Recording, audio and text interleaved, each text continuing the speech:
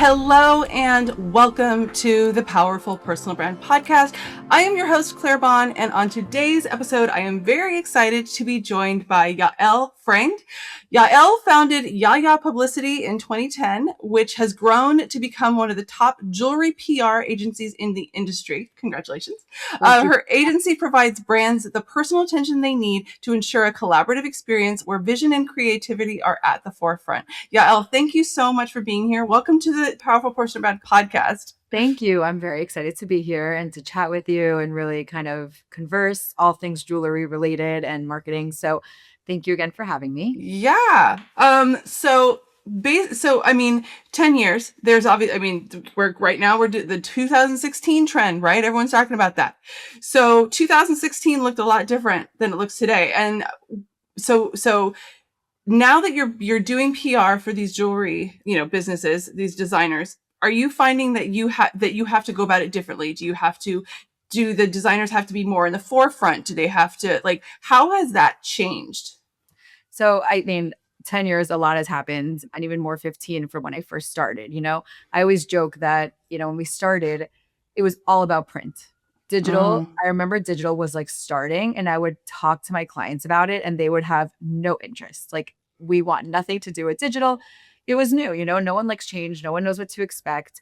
And so, obviously, fast forward years later, digital is really where we are, I think. And magazines are closing. I know, it's so sad because I really do love a tangible. Yeah. I love to hold and the smell of print. So I really do still hold dear the ones that are still standing. And I really root for the ones that are, starting and wanting to do more magazines. But realistically, digital is become such an important part of the way that people find brands, recognize brands, shop, and so it's important to be, on the front for that and always welcoming change and, embracing what the future is going to hold, because that's really the only way that a brand will be able to continue to succeed.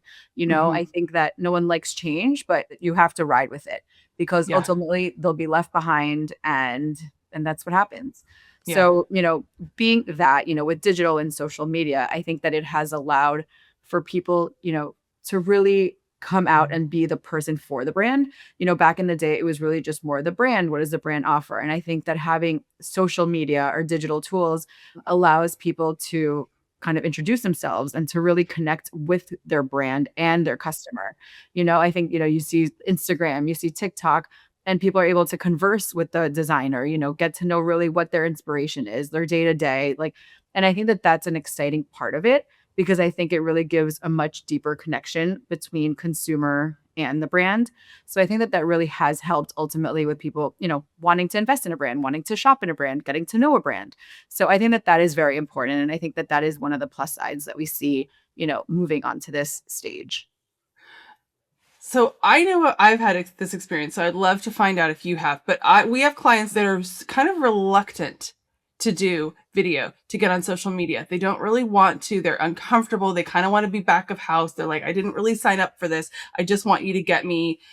For us, it's I just want you to get me on the cover of Wall Street Journal. I want you to get me, on Nicole Kidman's neck in style. Or as we were talking before I hit play, we were talking about the Golden Globes. How do you deal with those clients? Do you just say, I can't take you because it's not going to work? How do you deal with those people? Listen, I think every personality is very different. I think that there's, some people that love, to talk and to be in the camera. And then there's ones that really do like the behind the scenes. And I don't say no to the ones that like to be behind the scenes, because I have to remember, like I said, everyone has a different personality and some people are just more camera shy, and that's okay. And that shouldn't be a reason why we're not going to try to tell your story, but I think that even my most camera shy clients are seeing the importance of connecting, especially from a social media platform, with their customers. And so I think that they're even opening up to that. A lot of people don't like to hear themselves speak, podcast is something new for me, that, I speak all the time, but hearing yourself is a different story. And so I think that people are always reluctant to start, but I think that once they see, the engagement that you get and just really being able to converse with people that are just, on another phone, on another, country. And I think that that really is going to help our clients and has helped the clients realize that, okay, I can do this, I think I can connect on that level. I think it's just really breaking through the first, experience of being in the camera.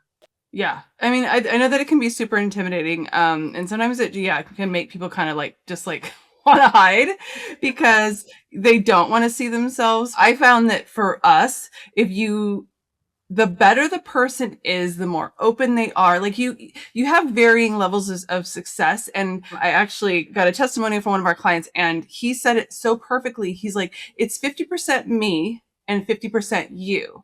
But if I don't bring my 50%, like I'm not doing what you tell me to do, which is do Right. video, do all these things, you can't do, your 50% can't get where it needs to go. So ultimately, I mean, do you tell your clients, it's like, if you do all the things, Right. your trajectory is probably faster, it's more, has more longevity. I mean, do you ever have that kind of hard conversation?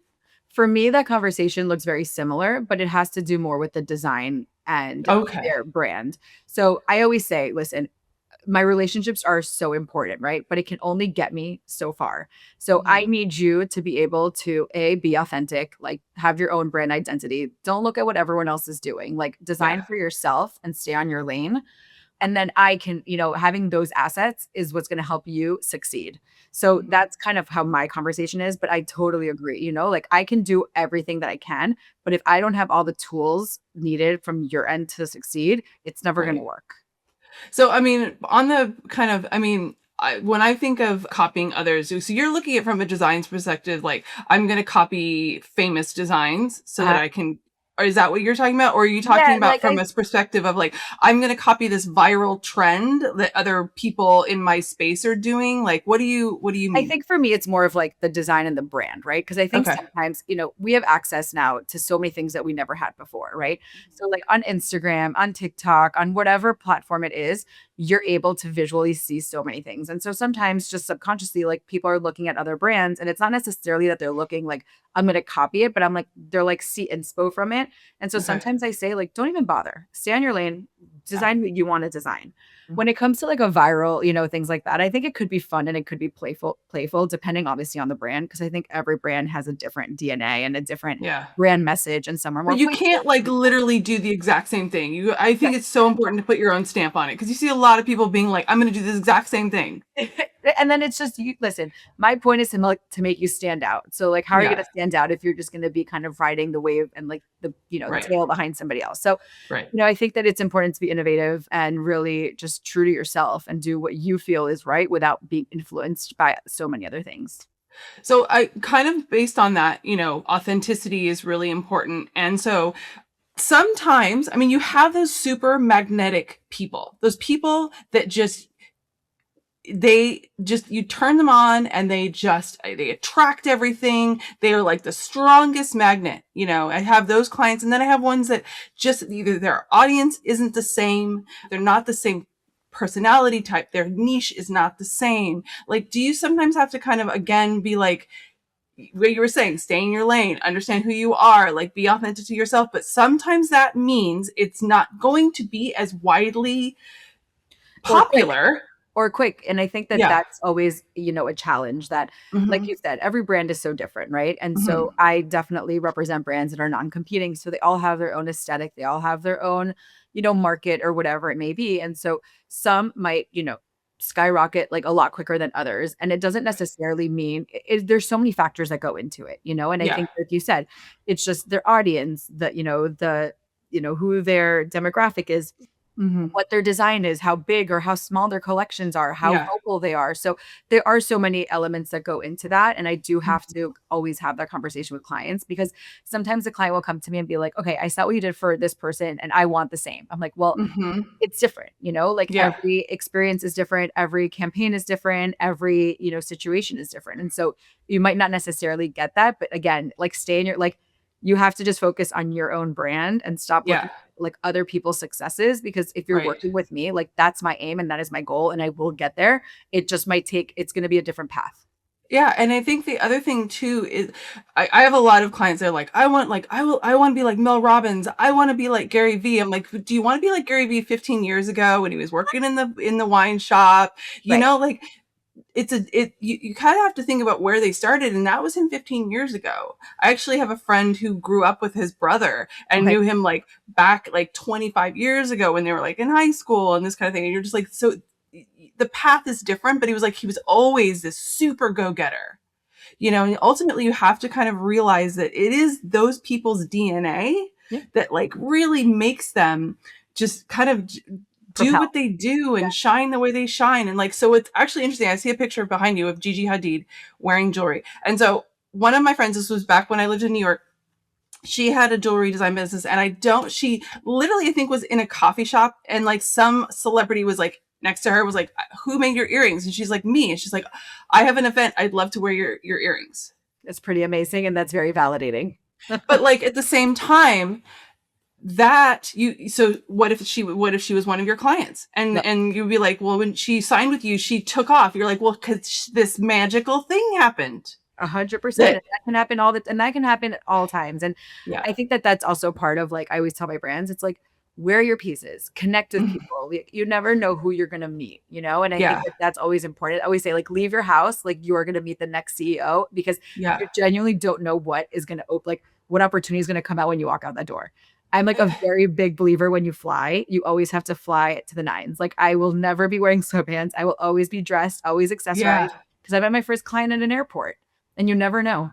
So funny enough, before I got in here, like things have been so stressful and chaotic with kind of doing this podcast, running the business, and doing these things. And my team's like, I need you to do that. Like, can you move this ball forward? And I was like, I actually won't be able to deal with it until 5 p.m. tonight. And my calendar's completely blocked off on a Friday. Like, no one, don't talk to me on a Friday. I don't have any meetings. So that's when I can actually do work. But so I spoke to, basically he's a winemaker out of Santa Barbara. I was talking to him last week, and he was saying the thing that makes me different is the fact that I love talking to people, but I get out there and I'm meeting people, I'm talking to people, I'm going to wine shops, I'm doing all the stuff. Whereas like my counterparts are back there in the back making wine, letting the marketing team deal with it, but I'm the face. I'm talking about the passion. So I feel like that fully aligns with your clients too. It's like if you, and for me, sometimes I don't want to, I love talking to you, but you know what I mean? Sometimes I'm just like, I wish that I could get those things off of my list, because I would feel better. Yeah, of course. And do you have to sometimes have those conversations with your clients, being like, you have to get, like you said, you have to get out there. You have to meet people. You go to the coffee shop, wear your jewelry, like get out. Yeah. I do, you know, and sometimes I have clients, you know, that occasionally will come to me and say, okay, I feel like I really need to start networking more. And so they'll ask me like, oh, do you know any events that are happening? Like, do you know? And I'm always very encouraging about it, because I do think that it's important. You know, the jewelry industry is small. And so there are always things like going on and that you should be participating in, because I do think that at the end of the day, it like still cements certain, you know, paths for you, and you never know who you're going to meet. And I genuinely feel like this world is really a lot about who you know. Oh, well, and I always say, at least in my space, and who knows you. Exactly. Yeah. But it's very true. Like, it really is. And I think that you need to be able to kind of get out of your comfort zone, because you never know what opportunity will come out of it.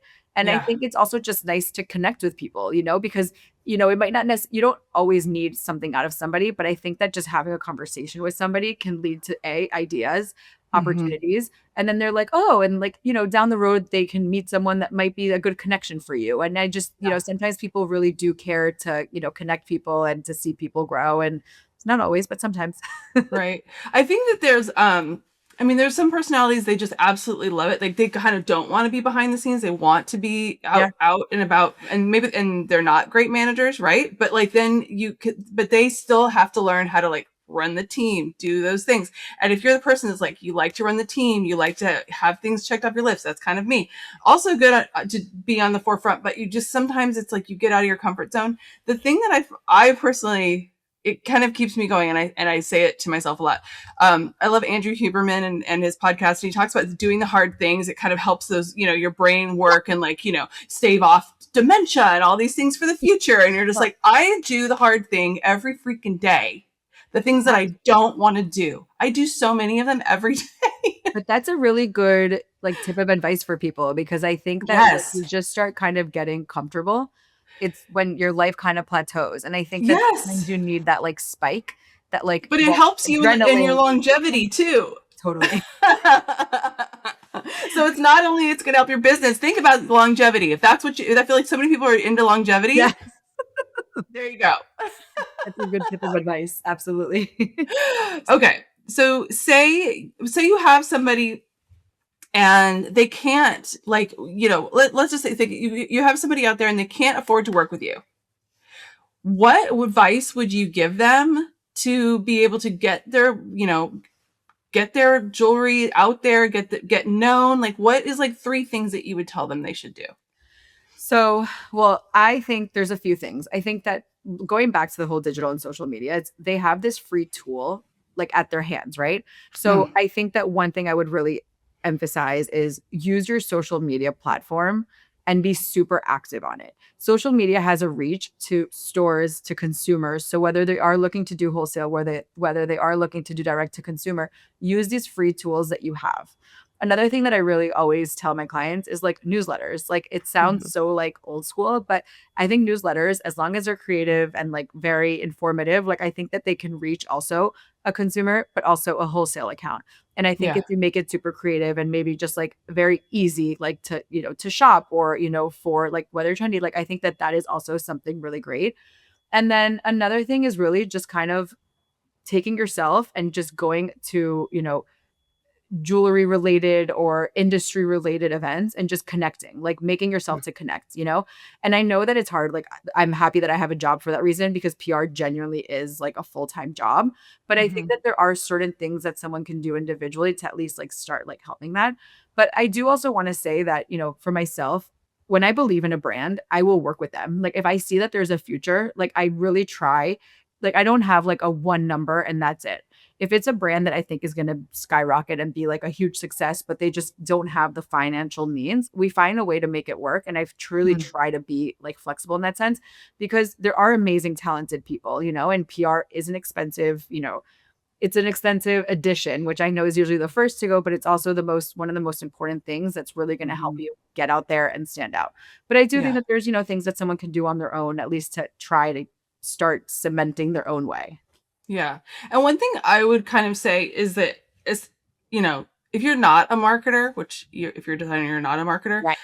ask some people to give you their advice and hopefully, find the ones that you would actually trust that don't just say, "Oh, it's great." Because ultimately you kind of you need to like marketing. And I think one of the benefits of working with someone is that they push you out of your comfort zone because it shouldn't be completely comfortable. Right. You have to kind of get out there in a way that doesn't feel natural to you because that's not what you do.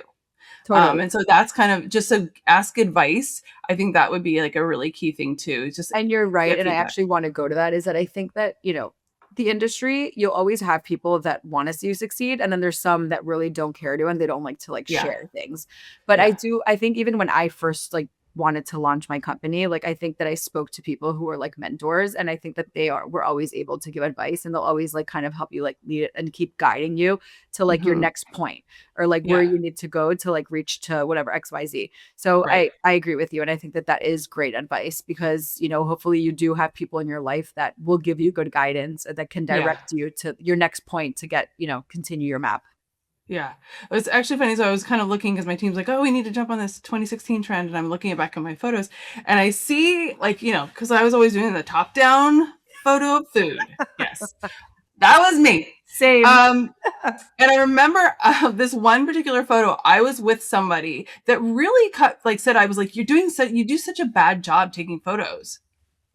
It's like, I am not friends with her anymore. Just, so it's why I say, so she wasn't wrong. There was some composition issues that I could fix, but I also didn't want to be that person's like standing on a table, like being awkward, like, so I kind of wanted to be like, let me just like get this pretty quick without being weird and like, I making am my, that person and I'm weird and I make everyone stop before I still snap my pictures. It's my side hobby.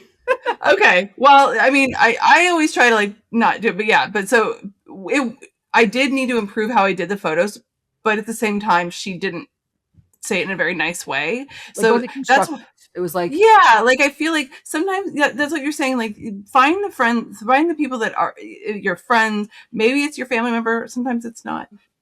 but that literally will kind of be super honest, be like, hey, maybe you could do it this way, but and if they don't say it in a very nice way, tell them like, hey, let's work on the delivery because it kind of hurts. Right.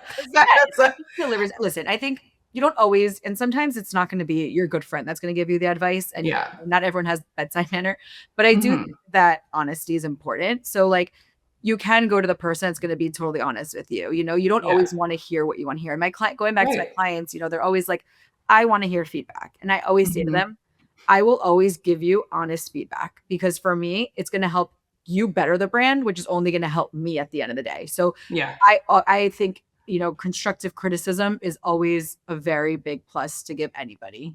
Yeah. I agree. Sometimes the delivery is like, you're like, ow, that hurts so bad.